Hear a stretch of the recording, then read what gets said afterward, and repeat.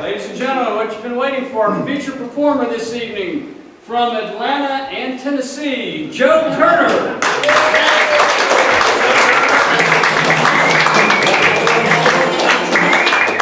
He performed for over 50 countries.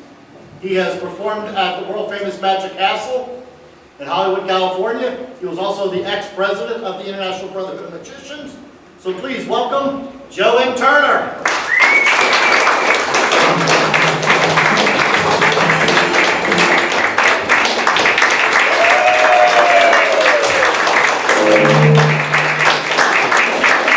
Thank you all very much. My name is Joe Turner. It is a pleasure to be here in Cincinnati. It's my first time. My job for the next 45 minutes or so is to amaze and astound as many of you as I can using some of the skills and abilities that kept me from dating in high school.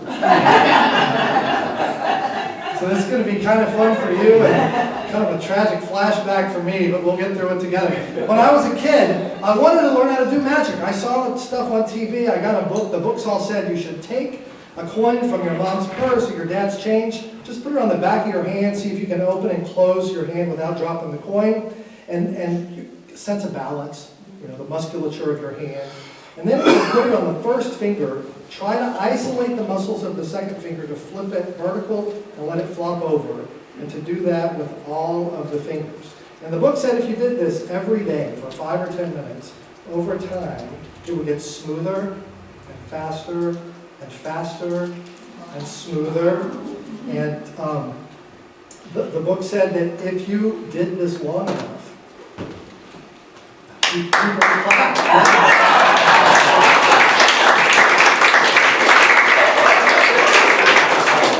And I don't think you were able to see it.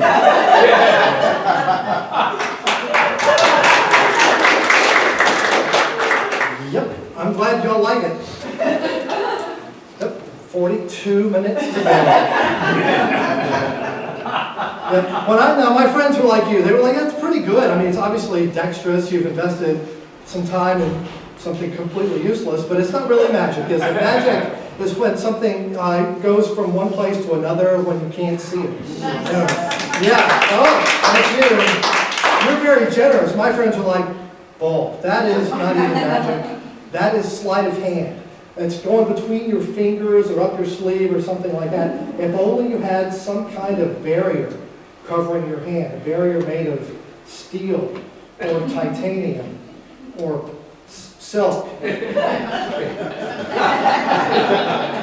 So that when the coin disappeared, we would know it might really be magic. And that, my friends, is a pretty good trick.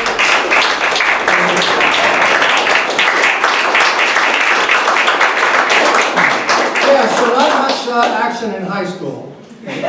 But by the time I got to Mississippi State,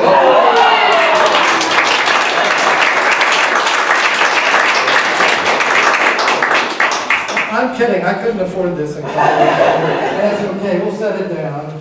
And it looks like I found the level of the room as well. I hope I do. That's good. That's great. Maybe afterwards we can all go out together. So, what you're going to see from me tonight, I'm primarily a sleight of hand performer. It has taken me around the world many times, all across America. And I'm so thrilled to be here in Cincinnati to help start a brand new magic venue. And I hope you'll tell your friends and support it monthly as it goes along. As a performing magician, I frequently get asked, well, who's your favorite magician of all time? I think they're going to say, they expect me to say someone they've heard of. David Copperfield or Lance, who I love Lance, or Siegfried, the Vegas guys, right? The Vegas guys. Or they might think I'm going to say, like David Blaine or Chris Angel or Penn and Teller or the TV guys.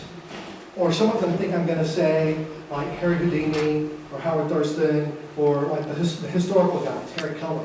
But my favorite magician is none of those. My favorite magician was a man named Fred Kaps. Fred Kaps was Dutch. A fan.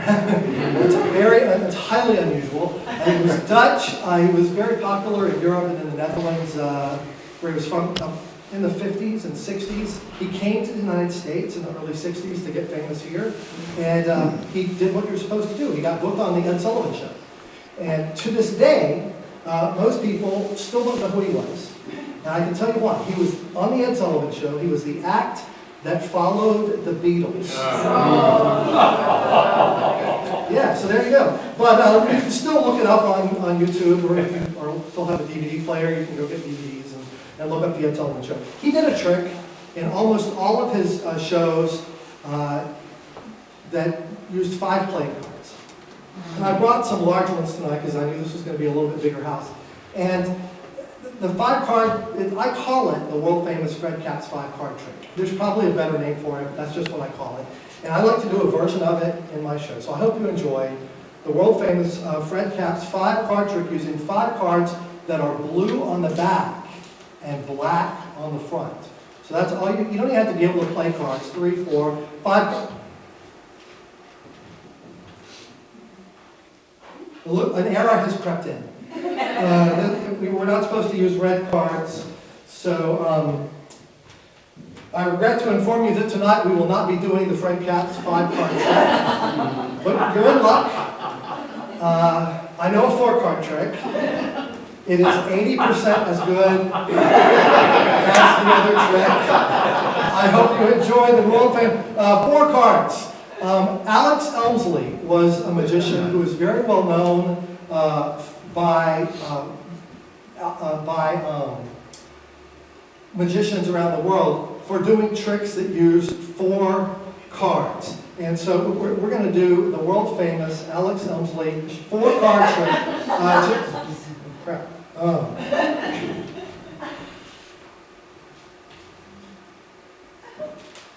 I really do practice these. I want you to understand I didn't just go out on the street and pull me in tonight. Unfortunately tonight I will not be able to do the 5-card trick nor the 4-card trick. Tonight we will be doing the world famous 3-card trick. Michael Skinner. Michael Skinner was a well-known American magician who used...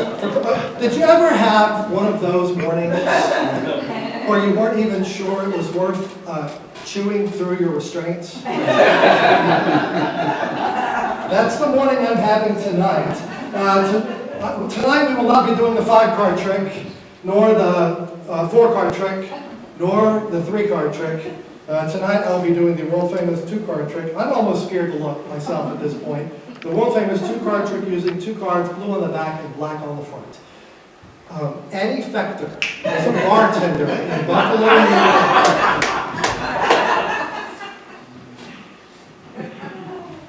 I regret to inform you that tonight we'll be doing not the 5 nor the 4, nor the 3, nor apparently even the world famous 2-card trick. Tonight we'll do the world famous Joe Turner 1-card trick. And I hope you enjoy.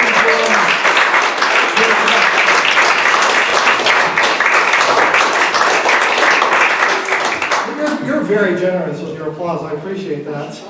I will tell you, I feel that I'm missing out on an opportunity to involve some of you in my show. I've been up here sort of hogging all the magical glory for myself. When there's just row after row of you teaming, hundreds of you, wanting to participate in the show. So I thought it'd be fun.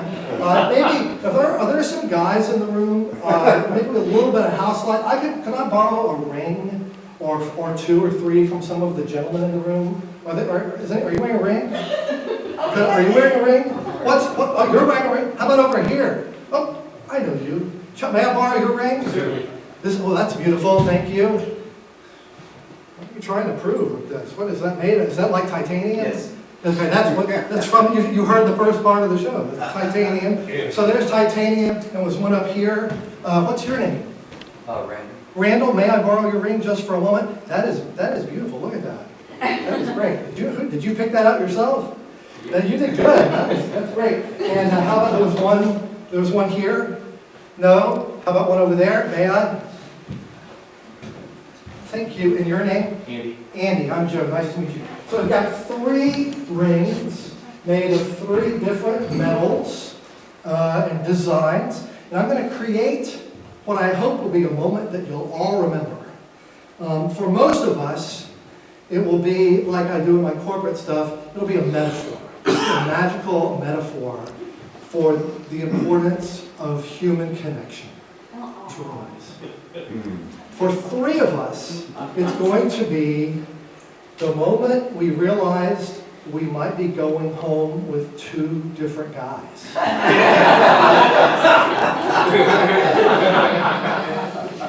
So we'll see how it plays out.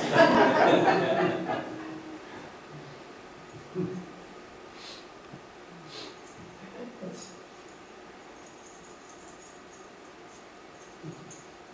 see.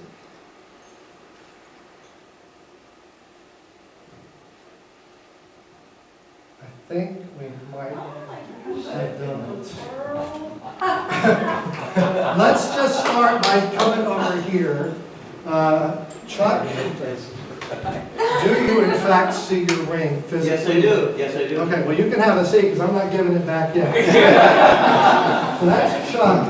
And then over here, we've got Andy and Randall. Andy and Randall. And you can see your rings on either side. Yes? And yours is there? Or is that yours? Yours is yours. So a round of applause for all three of our friends.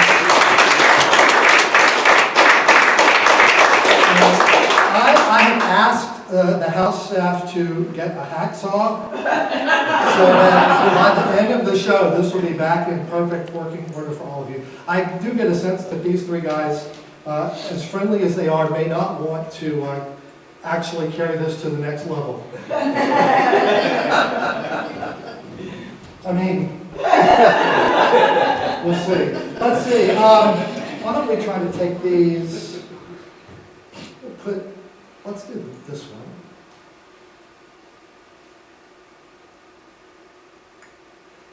Chuck, if you'll just lean forward, verify that is your ring and it is in the same condition that it was when we began. Very good. Now we've collapsed the chain. Let me put these two in chain order. And I'll ask my two friends who loaned me these to just come stand at the front of the stage. One of you stand here, and one of you stand there. Randall there, Andy here. Please don't blink. Down. Let's go down one. That's good. Very good. Don't blink. Keep an eye on your rings. 1, 2, 3. I'll let you take either one of the others. And you take the ones left. A round of applause for all.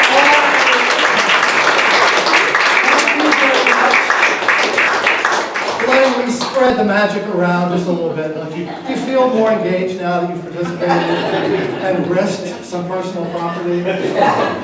Well, we're going to take this a little further because instead of risking physical objects, I'm going to pick on the guys. Now, I'm going to ask some of the ladies in the room to participate in this next part. And you're not going to have to share anything physical.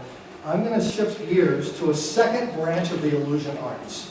What you've seen so far, sleight of hand, conjuring, magic, it's great. There's another branch of magic. We call it mentalism, mental magic. Some people consider like ESP, telepathy, those kinds of clairvoyance. I'm not sure I believe in it, frankly. I've been married for 29 years.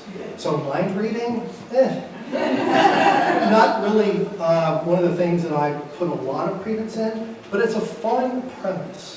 It's a very interesting premise for the theater. The idea that someone could get inside your head. So let's explore it in this sort of safe space. So I'm going to ask all the ladies in the room, please think back to your childhood. Maybe you can remember that first crush. Remember that first crush, maybe at school or across the street or down the block or whatever. That first crush, that first pang of puppy love. If you remember that person's first name, please think of it. Focus on that memory, because it has some meaning to you. If it's uncomfortable for you to think of that person. Maybe it ended badly, big breakup when you were 8. Or maybe it's uncomfortable because of the person you're sitting next to tonight. It could be awkward. Then instead of thinking of that name, think of a city somewhere in the world that you've visited that you might like to visit again, or possibly someplace you've never been that you feel drawn to. So a person or perhaps a city that you'd like to visit. If neither of those work for you, then maybe you can think back to a gift you received as a child or even as an adult, a gift that had a special meaning for you. So a person, a place, or a thing. And I'll ask 3 people in the room to help me with this. And let's see, what's your name? Maggie. Maggie, do you mind participating? No. You don't have to do anything fancy. Just please take the pen and the card and write your memory on the card. If you would print, because some people think, well, he's just doing some kind of handwriting analysis or something. So let's come back here to, what's your name? You were trying to look away. Kathy. Kathy, do you mind participating in this? Just write. Don't write it if it's uncomfortable. Just a person or a place or a thing, and perhaps you'll help as well. Well, what's your name? Linda. Linda, thank you. So we've got Maggie, Kathy with a K or a C, Kathy? Okay. You're a K, Kathy, and Linda. And if you will, just write that name or that city or that gift on the back, and then fold the card in half. And then fold the card in half again. Preferably with the information on the inside. I won't get a glimpse of it as I take it back from you, because that would ruin everything. And once you've done it, please hold it up in front of you so I know that you're done. And, we've got one, very good. If you'll just drop the card in my side pocket, and I'll take the pen. Thank you very much, Linda. And Kathy, you'll just drop the card in the side pocket, and I'll take the pen. Thank you for that. And last but not least, Maggie down front, card in pocket, I'll take the pen. Sir, you have a very important job. You don't have to stand up or go anywhere, I promise. But it is very important. If you will, please hold one finger high in the air. Oh, thank God.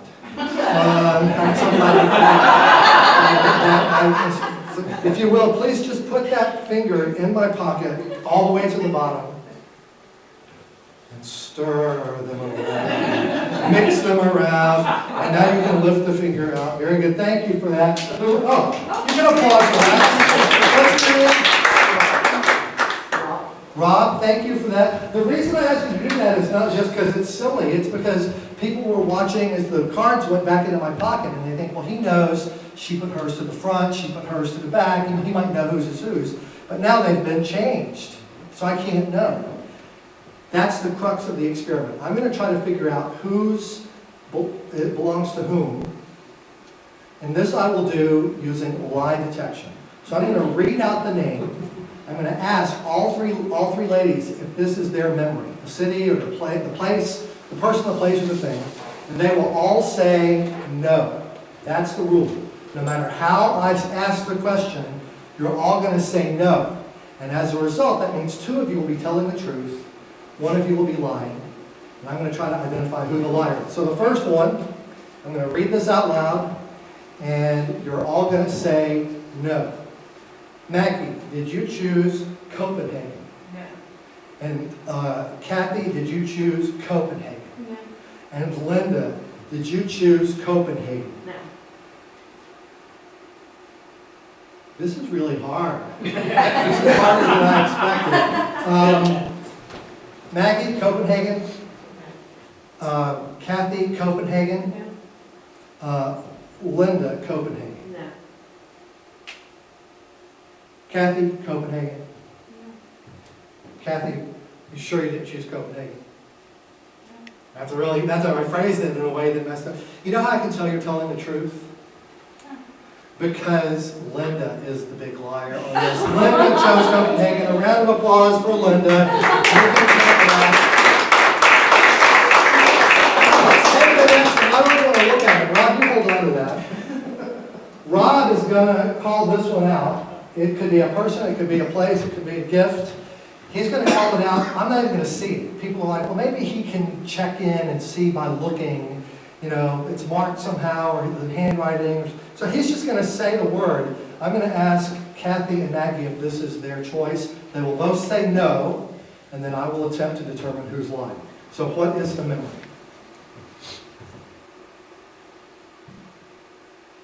Steve. Okay, I'm going to ask both of them if their memory is Steve, and they will both say no. I'll try to do this without even looking. Maggie, No. Steve? No. Kathy, Steve? No. Maggie, Steve? No. Kathy, Steve? No. Okay, I don't know if you guys can tell. I have a sneaking suspicion.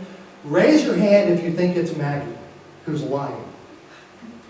Okay, hands down. Raise your hand if you think it's Kathy who's lying. I agree with you. I believe this is Kathy's. So let me take this, and a round of applause for Kathy. She did great.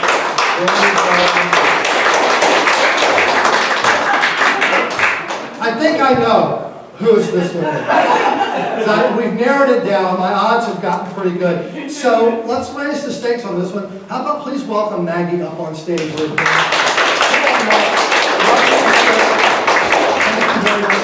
If you will, with your right hand, reach in that pocket, grab your card, hold it in your fist, closed in your fist. Okay? Hold it. So now just hold it up against your heart. And I'm just going to try, since I know it's yours, I'm going to try to dig a little bit deeper and see if I can get some more details about what you're thinking. And the first thing I can tell is this is not a person. Unfortunately, we did not go back to your childhood crush on this. I feel like you've chosen to go in a different direction. But I'm also feeling that this is something too large to hold. There's not a tangible thing I feel like you're holding in your hand. So I know that you've chosen a city, and I am getting a sense that this is a coastal, or at least I'm seeing water, and it is domestic, and I'm putting it on the East Coast. Don't say it out loud. Just think of the city. Is this a place that has like family significance to you? Did you grow up here, or no family? No. Just someplace you'd like to go? Yes. Well, I've made my choice here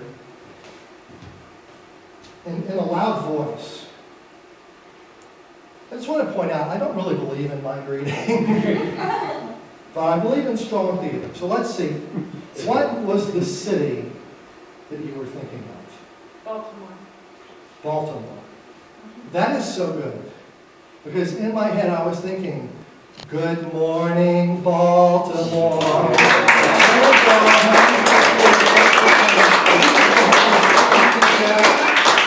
Thank you very much, Maggie and Kathy.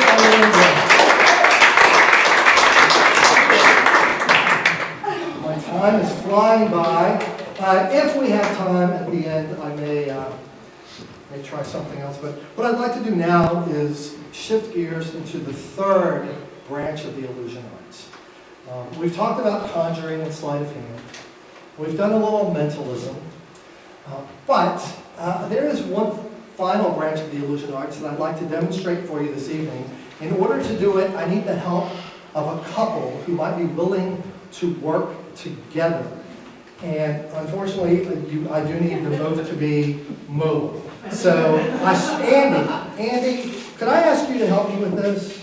Because you seem like a robust, vigorous young man. And if I could ask you to stand, and as you come forward to the stage, please bring with you any woman in the room that you like. It's your completely free choice. A round of applause.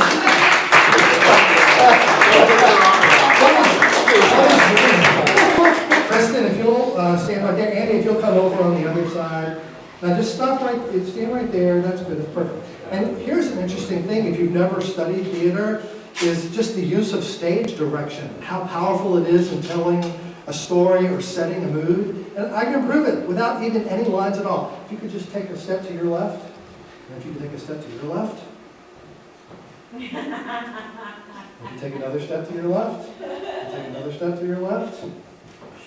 Doesn't, see, there's some tension building. You can go back, relax. Come over here, I need you to help. So Andy and Kristen. Kristen, are you an I-N or an E-N? Ian. E-N, very good. I am Joe, also with an E. Just to put that out there. The third branch of the illusion arts is what we call escapology, the art of escape. Andy, this is the kind of magic where someone is bound or confined and they try to free themselves before something else happens. Won't that be fun? Well, It's going to be amazing. That's going to relax. But in order to do this, I do need some freedom of motion. So, with your permission, may I remove my jacket? yes. I was raised in Mississippi. That's what we do. Before I take the jacket off, ladies, please do not rush.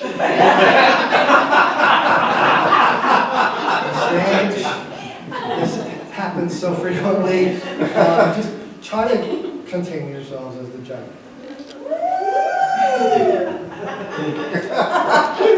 It's like playing a violin. All right, in a moment, I'll ask you to hold the jacket in a certain way. You'll put your left hand under this shoulder. You'll put your right hand under this shoulder. We'll make a little curtain. That's what we're going for in a minute. Not right now. Right now, I will... Well, this is a standard OSHA compliant magic show first aid kit. So in here I've got a piece of rope, and this is what we'll use to do the escape. If you'll hold one end and you'll hold the other, please pull on it, make sure it is what it appears to be. Standard cotton poly, Home Depot cotton. Right? It's not the plasticky nylon kind, it's the cotton kind. And in the event I cannot free myself, Andy, a pair of scissors, just so you can cut me loose should the need arise. Now, I'm going to roll a sleeve. You're fine. The sleeves are going to come up so that you can tie my hands together. If you're sensitive to bright light or highly reflective surfaces, this is the moment to get your protective eyewear. Because when the sleeve comes up, there's going to be a glare. I want you to see. Look at that. It is, I know, it's hard to see. This is the shirt up here, and this is the skin down here. You can't spray that on. You have to grow it yourself. So if you'll let me take the rope for a moment, we'll make a knot, hold each end, you hold one end, I'm going to put my wrist in there, you're going to pull it down until the rope is tight against my skin. And now use both hands, both of you, and pull as hard as you can. I'm not kidding. Go for it. I'll stop you if it feels like it's going to. Now I'm feeling that. You can pull a little harder. Did you feel it cinch down somewhere? Did you feel it? In the back, I don't know if you can see, but those of you up front, the first 150 of you, can see that the rope is wrenching my skin into the knot. Can you see that, Rob? You can see that. Pull a little tighter. That's good. Now, I'm honestly feeling that. If I flex, you can feel the muscles and ligaments and stuff pulsing against the rope when I do that. It's kind of gross. But that's good. That's good. It means we're almost to the bone. Just hold it over the ring. That's just... But we did get a bonus. Look, some of the hair got caught in the rope. That's the depths of the effort that I will go to for your entertainment. It's personal suffering, Andy. You should try harder, is what I'm trying to say. That's good. Now, that's good. If you let go, just drop the ropes completely. You can see it maintains, because it's that cotton rope, it maintains the pinching and wrenching of my skin. And actually my hand is starting to change colors. You can see that because of the tightness of the rope. And it was Kristen, if you'll take the ends and tie the other end around my other wrist. Andy, help her. One of you tie tight as you can, and the other one, put your finger on the first knot. Pull it tighter. Come on. So there's no slack hiding. Pull it tighter. Put your shoulder into it. And now, Kristen, put your finger on that so it doesn't get loose when he puts another knot on top. Okay? And then pull it as tight as you can. Cinch it down. That's good. That's good. Thank you for not dislocating my shoulder. Should I take my finger out? Yeah, thank you. It becomes a whole different show. Okay, put another knot on top of your groove. And that feels great. And you can feel, Kristen, there's not room for you to put your finger between the rope and my skin Oh. on either wrist. No. You can't get through there or there. It is not, they don't come apart. If you'll take the jacket, and you guys hold it the way I showed you a moment ago, I'm gonna let some people in the audience check this out. Hi, sir. If you will see if they've done a good job, pull on it, make sure it doesn't come apart.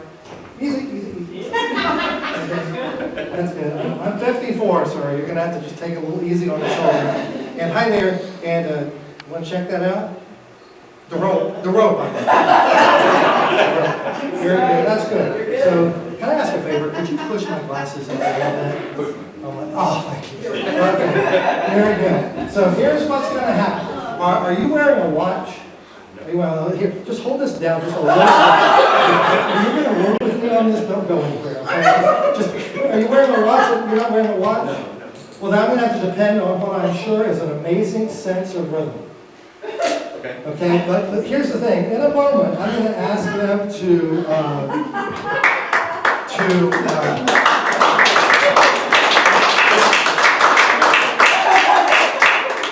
wasn't that on the other side? Let's try this again. You're gonna snap your fingers on the seconds. You're gonna go on your mark, get set, go, and then every 5 seconds you'll call out 5, 10, 15. You all are welcome to snap along if you want to participate. I heard you guys clapping on 1 and 3 earlier, so I'm a little nervous about whether this is going to work out. But just so you can start, you'll be the leader. Okay, and I got 60 seconds to free myself. So when you're ready to say on your mark. Mark, go. I didn't get a good set. You've not done it. Are we on 5? That's 5 already. Okay, that's good. 5. And what are we on now? 10. That's 10. Why don't we just stop there and give them both a big round of applause?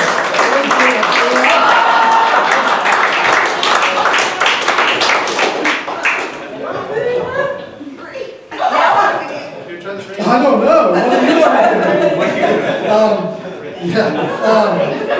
Yeah. I'll tell you, Madisonville is a little different than I expected. That's really awesome. Maybe you should grab the emergency kit for me, Andy. Of course, I'm not sure what good the scissors will be against the cold, hard steel that we find ourselves in. But fortunately, attached to the scissors is a ribbon, and attached to the ribbon is a key, which is a handy thing to have at a time like this. There you go. Hands downward. You know why? Why? Because I'm Presbyterian, and this is like 5 shades of gray past my personal record. So if you'll push down, push down. A round of applause for Andy.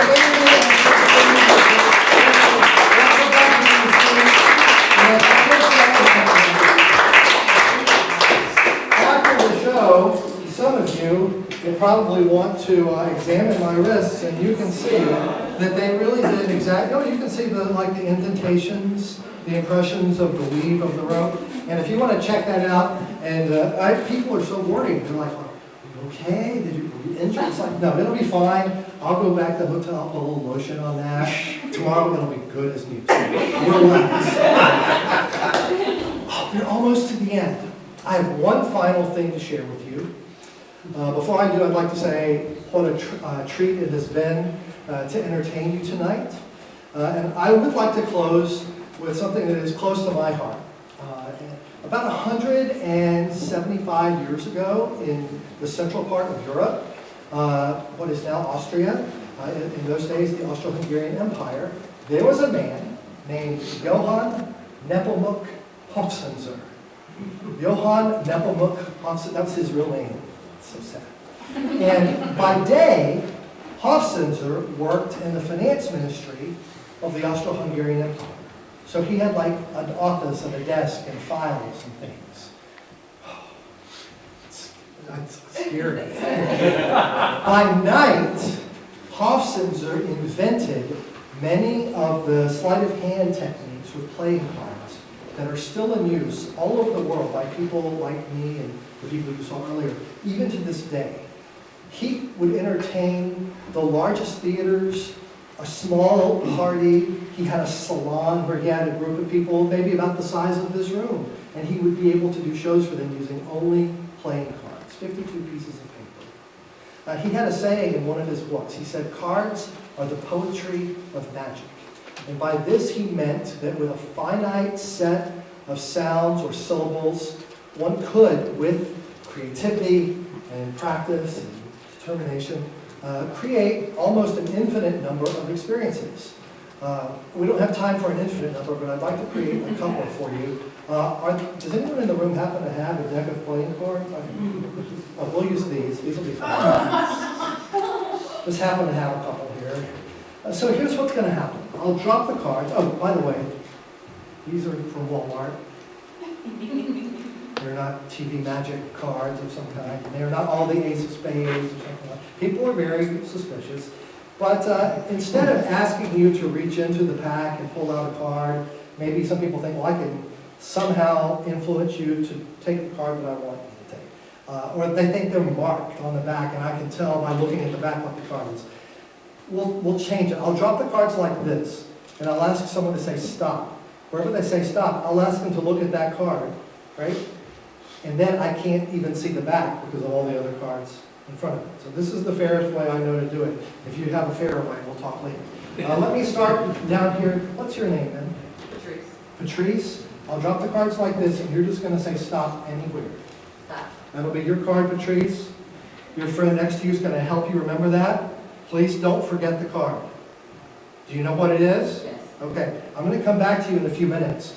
If you forget this card, this is a colossal waste of time for this entire thing. I don't mean to put pressure on you. In my management consulting career, we would call this a mission critical task. So now, I'm going to come back. And anyone in this room could learn to have a card selected and find it in a pack. Probably you did. You learned a card trick as a kid or something. I'm going to add a level of difficulty to it. I'm going to go to Candy. If you'll say stop anywhere. Stop. That'll be your card, and the people next to you will help you remember that. So got it? Got it. Very good. 2 cards, twice as hard as a regular card trick. Let's go to Kristen. If you'll say stop anywhere. Stop. That'll be your card. Can you see it from there? Mm-hmm. Got it? Yes. Okay, you and Andy and Karen and, no, Kathy and Randall will remember that. And then let's go over to gentlemen with cap 4 rows back. If you'll say stop anywhere. Stop. That'll be your card. Got it. Got it? And Yes, your sir. name? Paul. Paul, thanks for coming. So that's 1, 2, 3, 4. Let's go to, who is with Linda? What's your name, sir? Alan. Alan, if you'll say stop anywhere. Stop. That'll be your card. Got it? Yep. Very good. So 1, 2, 3, 4, 5. Let's do a couple more. What's your name, man? Rhonda. Rhonda? Stop. Oh. Did you hear how decisive that was? Rhonda does not waste any time. And enough of this nonsense. And then finally, I can't see all, I'm going to go to the farthest person I can see over here. If you'll say stop anywhere. Very good. Got it? No. Yes. Yes, okay. So that is 7 cards, 7 times as hard as a regular card trick. I will attempt to find all 7 cards in amazing and magical ways, working this room into an emotional frenzy. You thought it was just a card trick. Now, a lot of magicians say, well, a lot of people say the magician just puts all the cards on the top so he knows where they are, but they're not on, nobody stopped in the top 4 or 5 cards, right? Nobody's card is up there. Nobody stopped at the very bottom. Some people think I stick 7 fingers from both hands in the sun and like to remember where all the cards were, but you can see they are all completely out of control. Let's find some cards. We'll start with Ashley. Think of your card. All I have to do is cover the deck. And as you say your card out loud, 1 card will magically turn face forward in the deck. Please say it now. Jack of Clubs has turned face forward in the deck. Yeah. I didn't say it'd be this one. I said it'll turn face forward in the deck. And as we spread through, you can see 1 card has turned face forward. It is the Jack of Clubs. So Ashley, and that brings me to Rhonda. Rhonda, what was your card? Do you remember? King of Spades. King of Spades. You know, I keep an emergency card in my pocket, just in case someone chooses the King of Spades. Round of applause for Rhonda. Which the King of Spades is the same card Alan had also, right? The King of Spades. Rhonda, you had the King of Spades. What was your card? Jack of Diamonds. Well, it's close. I mean, Basically. Very close.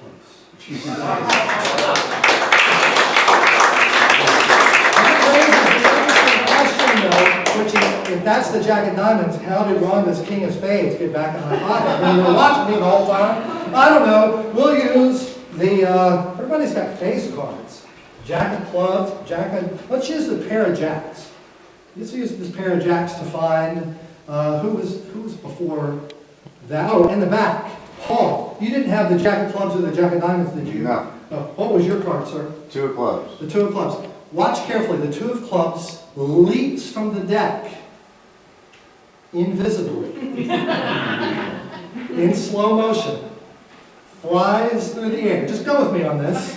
And as it gets to the other side of the stage, pauses and hovers, waiting for the jacks to reach up and capture it between them. Well, let's wait and see if it's actually the card that he said it should be the 2 of clubs.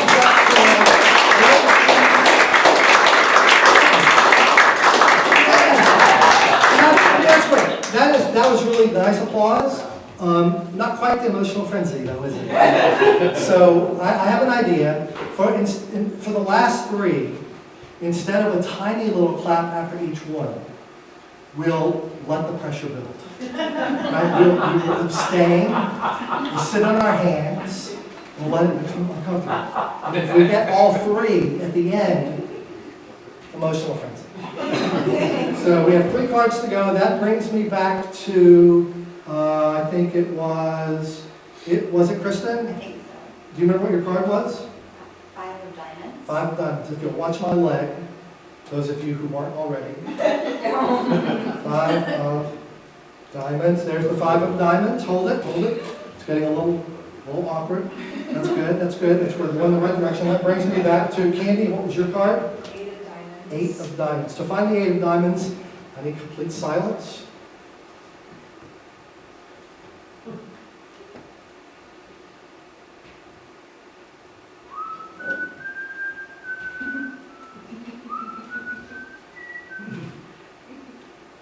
Six years at college. Now